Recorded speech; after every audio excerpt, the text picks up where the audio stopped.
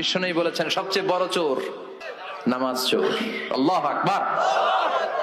সাহাবারা বললেন ইয়া রাসূলুল্লাহ, ইয়া হাবিবাল্লাহ, নামাজের মধ্যে কেমন করে চুরি করে?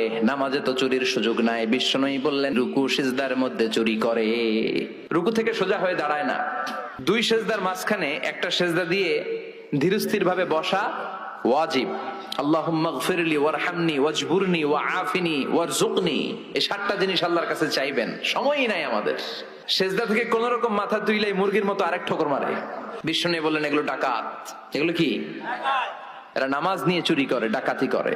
এজন্য নামাজের মধ্যে ধীরস্থির ভাবে সালাত আদায় করতে হবে, তাড়াহুড়ো করা চলবে না। বিশ্বনবী মেরাজে গেছে কয়বার? কথা কয় না। আর আমাদের প্রতিদিন 5 বার মেরাজে যাওয়ার সুযোগ আছে না নাই? বিশ্বনবী আরশের উপরে যে আল্লাহর সাথে দেখা করেছেন, আর আমরা আল্লাহু আকবার বললে আল্লাহ চলে আসে। আল্লাহু আকবার, এটা ফিল করতে হবে। আর তাড়াহুড়ো করলে এটা ফিল করা যায় না। এমনকি নামাজে দ্রুত যেত নিষেধ করেছেন বিশ্বনবী মুহাম্মদ সাল্লাল্লাহু। বিশ্বনবী বলেছেন খবরদার, নামাজ যখন শুরু হয়ে যায় দৌড়ে দৌড়ে যেও না, আস্তে আস্তে হেঁটে হেঁটে যাও। আস্তে আস্তে যে যতটুকু ইমামের সাথে পাবা ততটুকু পড়ো, আর যতটুকু ছুটে যায় সালাম ফেরানোর পর নিজে দাঁড়িয়ে দাঁড়িয়ে পড়ো। কবুল করবে কে? কিন্তু তাড়াহুড়ো করা যাবে না।